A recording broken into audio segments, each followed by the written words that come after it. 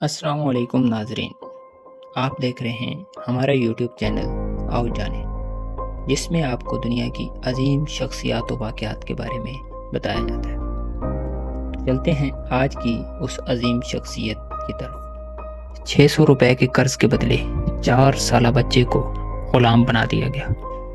وہ زنجیروں میں قید کارپیٹ فیکٹری میں کام کرنے لگا۔ اس نے جب بھاگنے کی کوشش کی تو پولیس والوں نے پکڑ کر خوب تشدد کیا اور پھر سے مالک کے حوالے کر دیا، مگر اس نے ہمت نہ ہاری اور بالآخر نہ صرف وہ خود اس دردناک غلامی سے آزاد ہوا، بلکہ اس نے اپنے جیسے 3000 بچوں کو بھی اس جہنم سے نکالا اور دنیا کا سب سے کم عمر ترین لیبر لیڈر بن گیا۔ آخر یہ بچہ کون تھا؟ آئیے جانتے ہیں اس بچے کے بارے میں۔ اقبال مسیح 1983 میں پنجاب کے ضلع گوجرانوالا کے شہر مریدکے میں ایک عیسائی خاندان میں پیدا ہوا۔ اس کی ماں ایک کارپیٹ فیکٹری میں ملازمہ تھی۔ جب اقبال 4 سال کا تھا تو فیکٹری کے مالک نے زبردستی اسے ماں کی جگہ کام پر لگا دیا، کیونکہ اقبال کی ماں نے 600 روپے قرض لیا تھا جو وہ بیماری کے باعث ادا نہ کر پائی، اور بدلے میں اقبال کو فیکٹری کے مالک کے حوالے کرنا پڑا۔ اقبال کارپیٹ فیکٹری میں دیگر غلام بچوں کے ساتھ کام کرنے لگا۔ یہ بچے کہیں بھاگ نہ جائیں، اس لیے ان کو سخت نگرانی میں رکھا جاتا اور بیڑیاں ڈال دی جاتی تھیں۔ 6 سال تک اقبال مسیح اس کارخانے میں کام کرتا رہا، مگر اس کا 600 روپے کا قرض نہ اتر سکا۔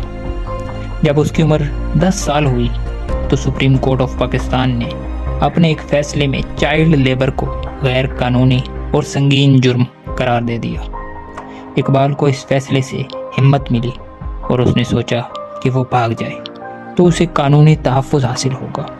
یوں اقبال فرار ہو گیا، مگر قانونی تحفظ اقبال کے لیے محض ایک ڈراؤنا خواب ثابت ہوا۔ تحفظ دینے والی پولیس نے ہی اقبال مسیح کو پکڑ کر تشدد کر کے دوبارہ مالک کے حوالے کر دیا، جس نے اقبال مسیح کو زنجیریں ڈال کر دوبارہ سے کام پر لگا دیا۔ لیکن جب آزادی کی تمنا دل میں تڑپ اٹھے تو زور اتنا ہی بازوئے قاتل میں ہو۔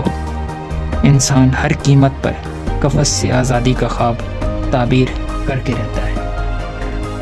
اکتوبر 1992 کو بالآخر اقبال کو ایک بار پھر موقع مل گیا، جس کا اسے بے صبری سے انتظار تھا۔ وہ کارپیٹ فیکٹری سے بھاگ نکلا اور ٹریکٹر ٹرالی میں سوار ہو گیا۔ یہ ٹریکٹر ٹرالی اسے بین الاقوامی شہرت تک لے گئی تھی۔ یہ ٹریکٹر ٹرالی ایک احتجاج میں جا رہی تھی۔ وہاں اقبال مسیح کی ملاقات ایک سوشل ورکر احسان سے ہوئی۔ اقبال نے اپنی ساری روداد احسان کو سنائی اور پھر احسان کے کہنے پر اقبال نے اپنے اوپر بیتی ظلم کی داستان پورے جلسے عام میں پیش کی۔ یوں اقبال کو آزادی نصیب ہوئی۔ احسان نے اسے ایک سکول میں داخل کرا دیا۔ یہ سکول خود اسی مقصد کے لیے بنا تھا، جہاں غلام بچوں اور دیگر مستحق بچوں کو تعلیم دی جاتی تھی۔ اقبال نے 4 سالہ تعلیم اپنی ذہانت کی بنا پر صرف 2 سال میں مکمل کی۔ اس نے چائلڈ لیبر کے خلاف ایک تحریک شروع کر دی۔ اقبال مسیح کی جدوجہد سے مختلف فیکٹریوں سے 3000 بچے آزاد ہوئے۔ اقبال مسیحی لیبر لبریشن فرنٹ تنظیم کا سپوک پرسن بن گیا اور ہر جگہ مزاحمتی تحریک شروع کر دی۔ تنظیم نے اقبال کو مظلوموں کی آواز بنا دیا۔ اقبال مسیح نے اندرون ملک اور بیرون ملک مختلف سیشنز میں شرکت کی اور ہر جگہ اندرون پنجاب کی فیکٹریوں میں رکھے گئے غلام بچوں کی روداد سنائی۔ اقبال مسیح کی تحریک کی وجہ سے کارپیٹ انڈسٹری اور پاکستان کی سفارتی ساکھ پر منفی اثرات بھی مرتب ہوئے۔ دنیا نے پاکستان پر دباؤ ڈالا کہ وہ چائلڈ لیبر کے خلاف مؤثر قانون سازی کرے۔ انٹرنیشنل مارکیٹ میں پاکستانی کارپیٹ کی مانگ میں زبردست کمی سامنے آئی، کیونکہ بین الاقوامی کمپنیوں نے یہ کہہ کر پاکستانی قالین خریدنے سے انکار کر دیا کہ ایسے قالین جو بچوں کی محنت سے بنائے گئے ہوں ناقابل خرید ہیں۔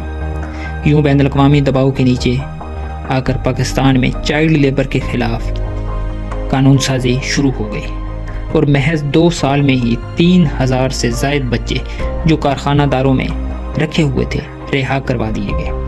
یوں اقبال ان بچوں کے لیے رحمت کا فرشتہ ثابت ہوا۔ اقبال مسیح کو عالمگیر سطح پر کافی شہرت حاصل ہوئی۔ 1994 میں اسے بوسٹن امریکہ میں ریبوک ہیومن رائٹس ایوارڈ سے نوازا گیا۔ اس موقع پر اقبال مسیح نے کہا تھا، ہم جیسے جبری مشقت کرنے والے بچوں کے لیے BLLF اور احسان اللہ نے وہ کام کیا ہے جو آپ لوگوں کے لیے ابراہم لنکن نے کیا تھا۔ آج آپ آزاد ہیں اور میں بھی آزاد ہوں۔ کینیڈا میں اقبال مسیح سے متاثر ہو کر ایک تنظیم فرید چلڈرن کا قیام عمل میں لایا گیا۔ اس تنظیم نے پاکستان میں 20 اسکول قائم کیے تھے۔ اٹلی کے ایک چھوٹے سے شہر منزا میں ایک پرائمری اسکول کے طالب علم، ان کے والدین اور اساتذہ نے مل کر یہ فیصلہ کیا کہ ان کا سکول اب اقبال مسیح ایلیمنٹری اسکول کے نام سے پہچانا جائے گا۔ ان کے سامنے کئی نام رکھے گئے تھے جن میں سے سائنسدان بھی تھے اور تاریخی شخصیات بھی، لیکن اقبال مسیح کی کہانی ہر ایک کے دل کو جا لگی۔ نام طے ہو جانے کے بعد اس وقت کے بچوں نے ایک رسالہ نکالا جس میں انہوں نے اقبال کی زندگی کو تصاویر اور الفاظ کے ذریعے بیان کیا۔ دوسری جماعت کی طرف سے اقبال کے نام یہ خط بھی لکھا گیا، پیارے اقبال، ہم نے تمہاری دکھ بھری کہانی سنی اور اب ہم یہ جان گئے کہ تم ایک بہادر بچے تھے۔ تم سارے بچوں کے حقوق کے لیے لڑے، لیکن تم بدقسمت بھی تھے۔ ہم تمہیں یاد رکھنے کے لیے کچھ کرنا چاہتے ہیں۔ ہم اپنے سکول کو تمہارا نام دینا چاہتے ہیں۔ ہم تم سے وعدہ کرتے ہیں کہ تمہارا یہ سکول ہر ایک کے لیے امن اور انصاف کا گہوارہ ہوگا۔